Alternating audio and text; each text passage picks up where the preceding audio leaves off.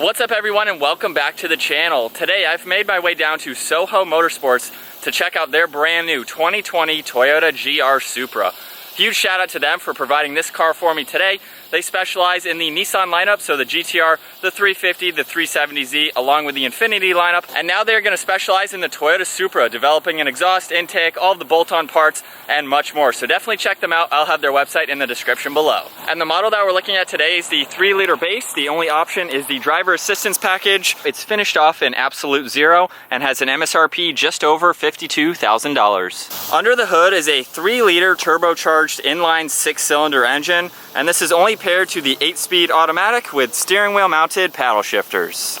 This engine produces 335 horsepower at 5,000 RPM and 365 pound-feet of torque as low as 1,600 RPM. It is rear-wheel drive, weighs just under 3,400 pounds. It can do 0 to 60 in 3.8 seconds, 0 to 100 in 9.5 seconds, and do the quarter mile in 12.3 seconds at 113 miles an hour. Its top speed is 155, and with a fuel capacity of 13.7 gallons, you can expect to see 24 miles per gallon in the city and 31 on the highway. The wheelbase measures 97.2 inches. It has an overall length of 172.5 inches. The width is 73, and its height is 50.9 inches. Starting up front, this has 6-lens LED auto leveling headlights along with LED daytime running lights. There's large cutouts throughout the grille to provide maximum cooling to the engine. You can also see there are 6 forward-facing parking sensors. The radar cruise is nicely integrated into the left side of the bumper. Down below, this has a matte black front splitter, giving it a good contrast against the white color of the car. This has very aggressive lines running throughout the front end. You can see it around the Toyota badge, right in the center of the bumper and on each side as well. And then as we make our way up to the hood, it features even more aggressive lines, and the hood extends to each fender on each side. So it gives it even more bulges and aggressiveness to the front end. Moving to the side, this features a set of 19-inch 5 double-spoke design wheels with a 2-tone finish. They are wrapped in Michelin Pilot Super Sport tires. This has ventilated disc brakes in all 4 corners with Brembo 4-piston calipers up front. The rotors measure 13.7 inches and 13s in the rear. This gives the vehicle a stopping distance from 70 to 0 in 148 feet. Moving to the side mirrors, they are finished in matte black with the integrated turn signal, and they are power folding. As we make our way up to the roof, it features the double bubble design, not only giving it a really good look from the outside, but giving you plenty of interior headroom. The A-pillars are also finished off in black, giving it a nice design between the white on the roof and the hood. And then overall, the side profile has a really nice design to it. Down underneath the doors, you have more matte black on the side skirts, giving it a really nice look. Just over the rear tires, you have a large fender arch, adding to the aggressiveness. There's very nice contoured lines running throughout this side of the vehicle as well. And finishing off in the rear with the LED taillights, this has a backup camera with 6 parking sensors. There's matte black on the diffuser, again giving it great contrast against the white. This has a reverse light right in the center of it, giving a race-inspired design. This also features dual exhaust. It has an integrated spoiler into the trunk, giving it a very aggressive appearance. The third brake light is up at the top section of the back glass, and this has an electronically controlled rear differential. So that's going to wrap it up with the exterior walk around on the 2020 Toyota GR Supra.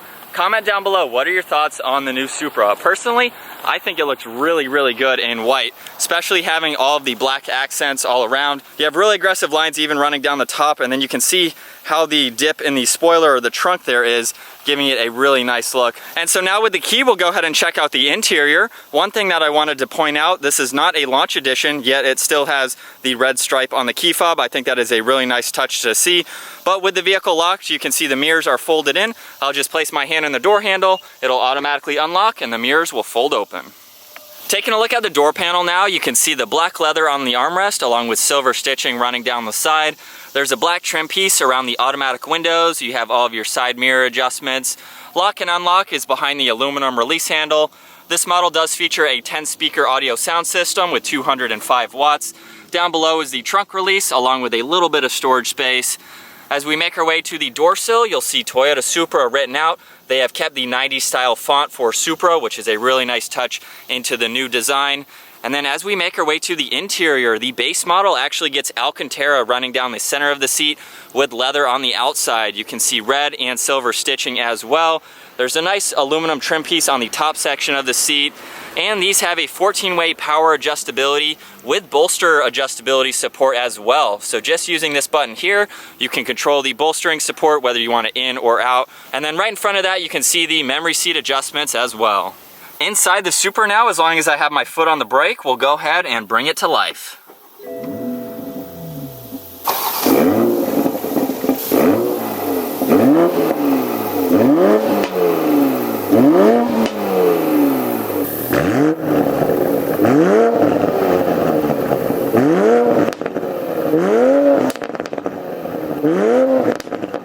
Once inside, we're greeted with a fully wrapped black leather steering wheel with silver stitching running along the inside. This has the steering wheel mounted paddle shifters again with a nice brushed aluminum finish.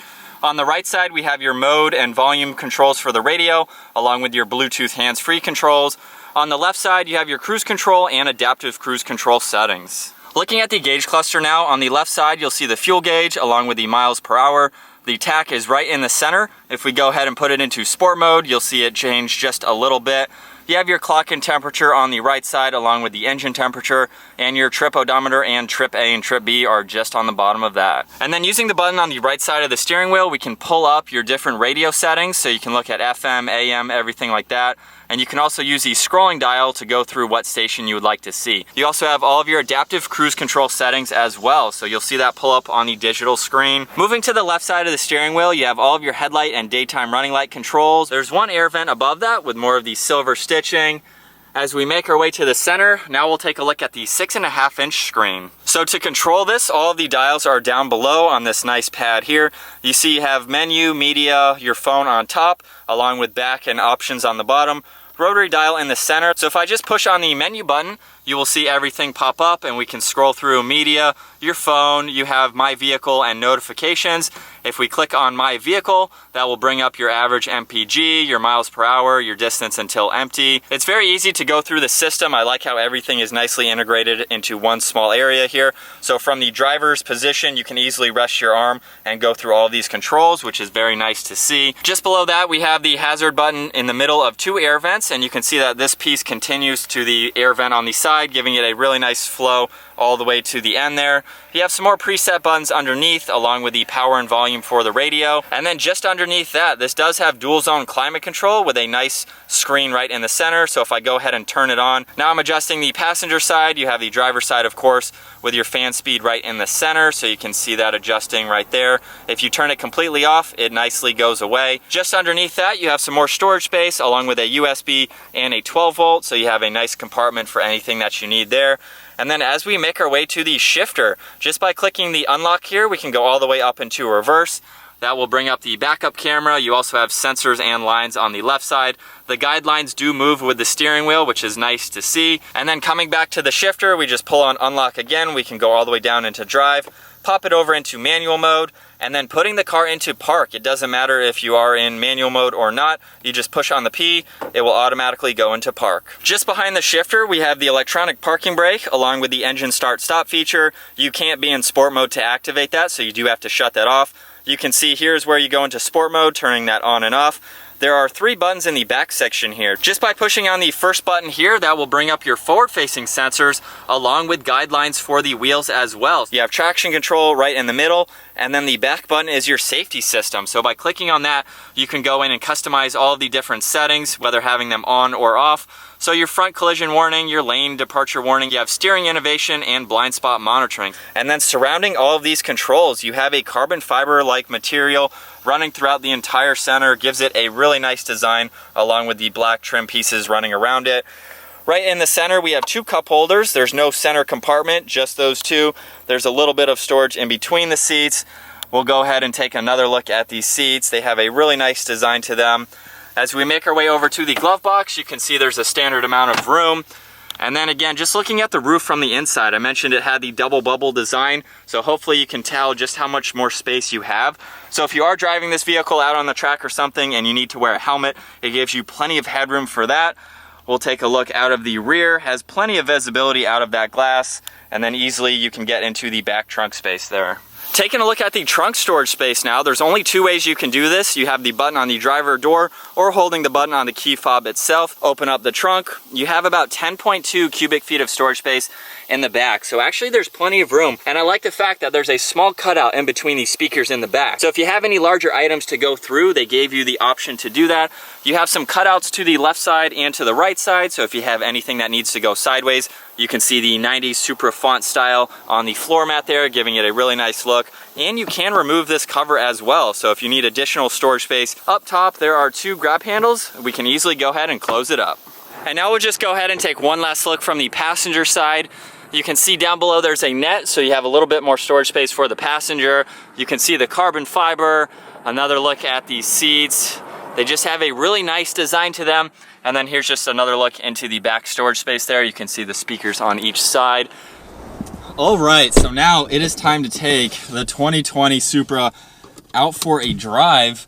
If you guys remember, if you're not a subscriber to the channel, we checked out a red launch edition a couple weeks ago, and Brian did that video, so I really didn't get any seat time or really any time around that car. And so far, you guys, my initial impressions of this car, I really like it. The driving position, even just sitting in the car, not having, not moving, it's so like hunkered down feeling. The windshield is not very big. It has a good rake to it, but it's not very tall.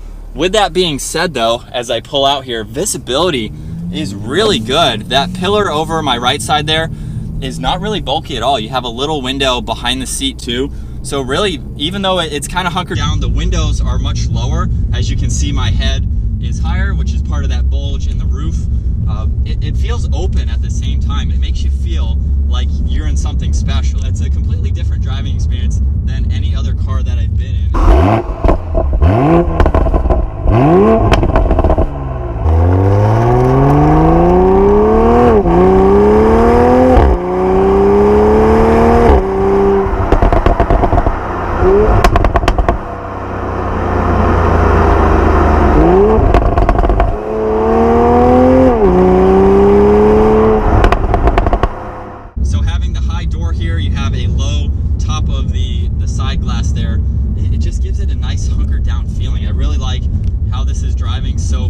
Just going over everything else, the general materials on the inside.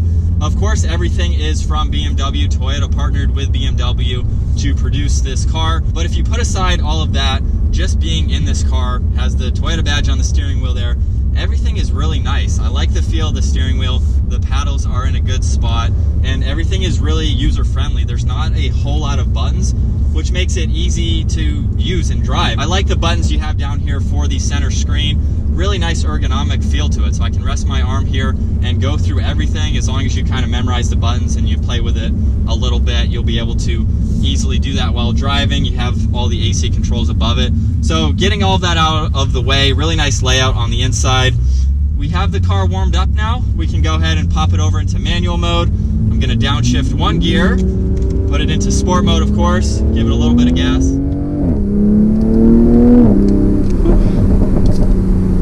Oh, I hope you guys can hear those pops in the exhaust. Having it in sport mode. We'll downshift again. Woo. And I'm not doing anything crazy because it's still a brand new vehicle, but just that small acceleration, I couldn't imagine getting this to its full potential. We're gonna downshift a little bit again here. Not even half throttle, and the power feels so linear.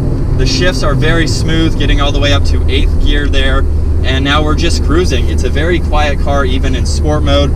We can put it back out of sport mode. Actually, you know what? It gets a little bit quieter when it's not in sport mode. You can hear that exhaust. It's not anything loud. It doesn't drone from the interior here in sport mode, but you can hear a difference. You can definitely hear a difference. That exhaust. I couldn't imagine what Soho is going to do when they produce parts for this car. This thing is going to sound insane with full bolt-ons and a tune. So definitely stay tuned for that. I will have a link to their website in the description below.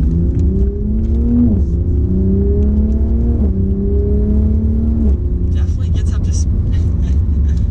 gets up to speed very well. I like it. All here. It feels very smooth, very planted. I haven't taken it around aggressive turns yet, but it's a very comfortable ride. I could see this being a good daily driving vehicle, and that's what Brian is planning to do once the Supra comes to our channel. This is going to be his daily driver. It has plenty of room in the back there, especially having the hatch. You're easily able to kind of fit a large amount of items in the back if you need to. So even for two people, having plenty of storage space, it's definitely a nice, fun sports car to have that is a great daily driver as well. So we go around this roundabout here. Definitely handled that well. This car also has a 50-50 weight distribution, making it a very agile vehicle. I couldn't imagine taking this on the autocross or even on more aggressive back mountain driving. It definitely handles well. There's very good input in the steering wheel. Just even rocking back and forth like that in sport mode right now, I mean, the car is going to go exactly where you want it to go. If we put it out of sport mode now, you can feel how much looser the steering wheel gets, or at least I can convey to you how much looser the steering wheel feels. In sport mode, it tightens up just a little bit more. So sport mode is going to give you better steering, it's going to give you a little bit more throttle response, so it's nice that you can toggle between that. And what I like about the base model too is it comes with Alcantara seats. Personally, I think that is a nicer option to have on the car, but either way, you are getting a phenomenal car. That sounds so good. It could be louder.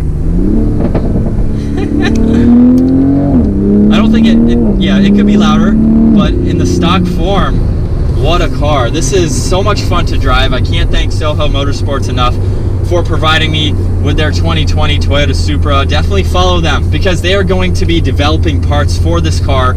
So if you're planning to get a Supra, if you have a Supra and you're looking for someone to work with, definitely contact Soho Motorsports. Well guys, I think that's gonna wrap it up for today's video. If you enjoyed it, make sure you give it a huge thumbs up, smash that subscribe button, and stay tuned for a 2020 Toyota Supra coming to the Bros for Speed channel. And I'll see you guys in the next video. Oh wow, we're getting to some back roads now. This thing handles so well. Oh my gosh, even on the bumps in this road. Downshifting to third. Oh wow, plenty of power to get up and out of the turns. What an amazing car. What an amazing car, wow. Oh, that sounds so good.